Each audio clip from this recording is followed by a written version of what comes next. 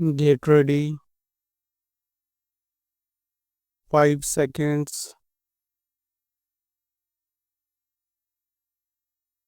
Now, I would like to say that with this measure, we are now adopting to my mind. It will not be possible to have this system or any other system functioning effectively. The number of clauses that we have included are so restrictive and rigid that it will not be possible for any system to function in this country. If at all it is able to function, it will be able to function with a lot of difficulties. It will be said afterwards that the industrial sector, particularly the private sector, has not been able to deliver the goods. I would like to warn the government that if anything happens in the future in which industrial production or production in the private sector has not gone up, it would be not because of any lack of efforts on the part of the private sector, but because of the measure that we are now adopting.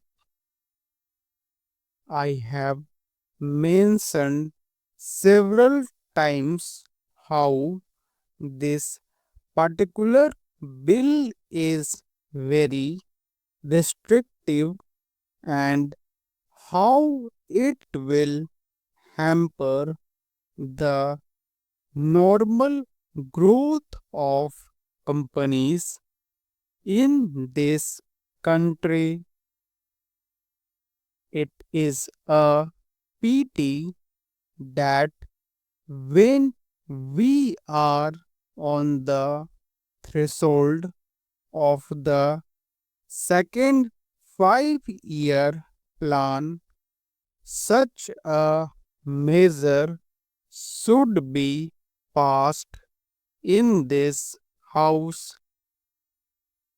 I would now like to make a few observations about the speeches of some of the honorable members here.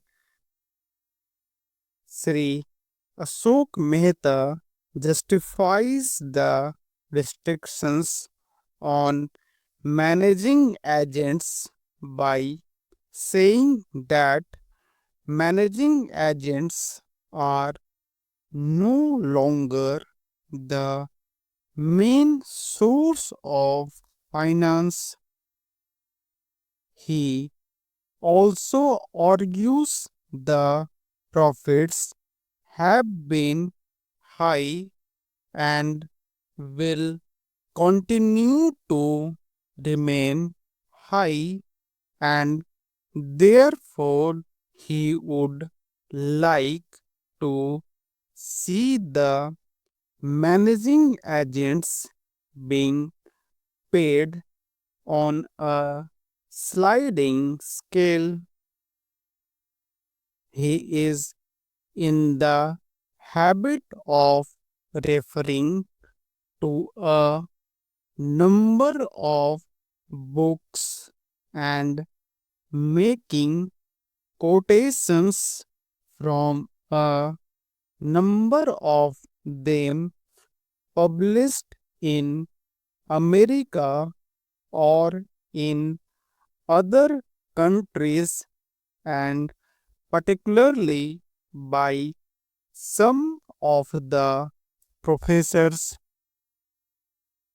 I would also like to mention to him that even when companies are floated, it requires a certain amount of confidence amongst the investing public, and it is because a particular firm is managing a particular company that this confidence is created in the investing public. Even there, as the Honorable Finance Minister has said, there is a sort of overall tight control. New banks and insurance companies are not floated nowadays. What you have are the few banks which are existing and the few insurance companies that are existing. The other point is that the credit worthiness of the managing agency firm doesn't count to a certain extent in getting credit from the banks and other financial institutions.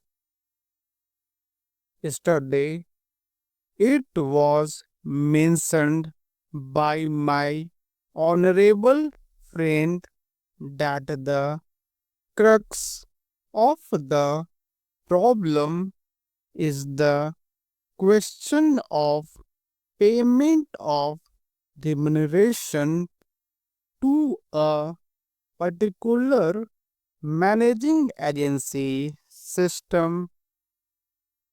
He said that in this bill, a definite encouragement has been given to the alternative type of management, namely the managing director or the manager, where an individual has been permitted to take 5%, while in the case of the managing agency, it has been permitted to take about 10%.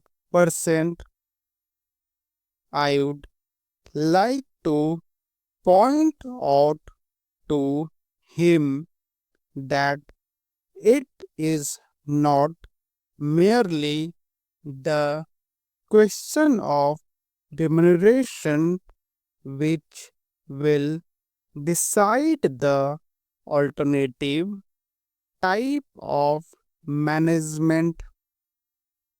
The remuneration is not a very important thing unless and until you allow a certain amount of flexibility for any system to function.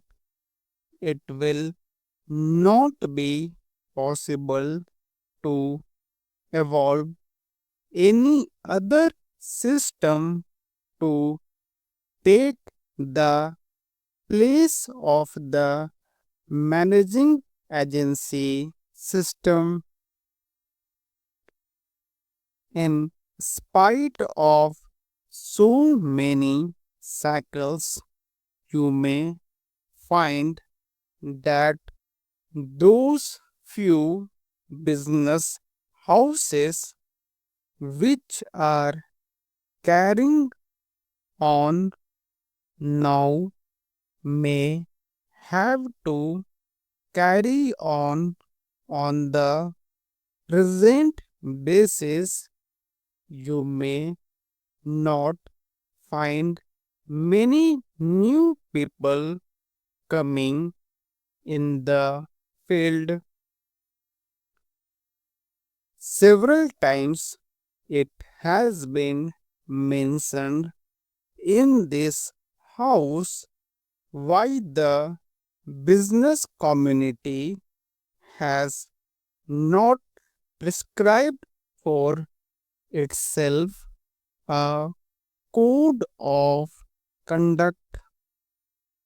In this connection, I would like to point out that a degree or diploma is essential for the profession, and in case of violation of the code, sanction should be provided by it to prevent a person from practicing the profession.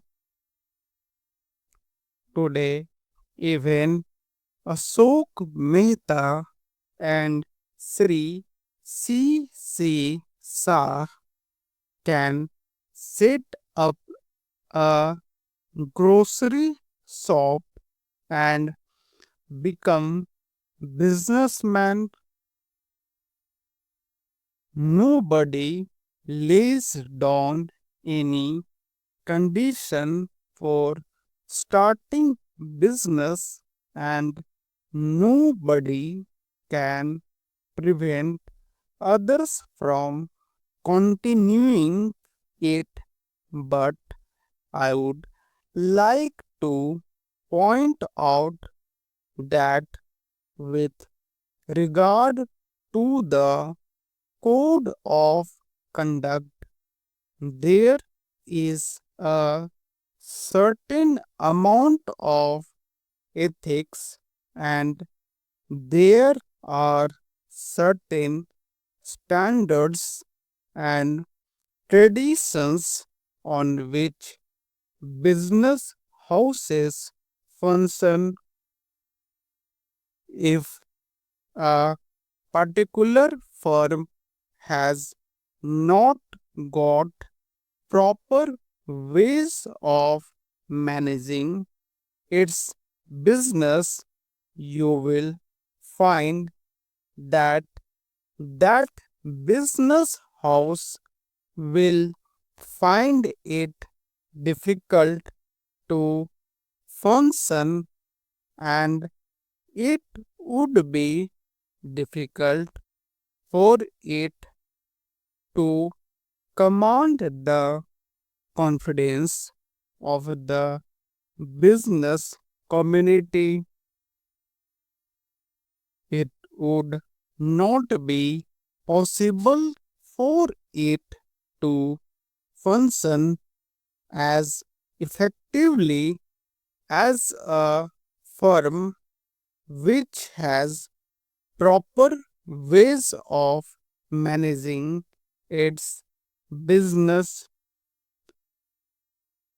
that is sufficient as a code of conduct. It is not possible to prescribe a certain code of conduct in the manner it has been done for the profession in general.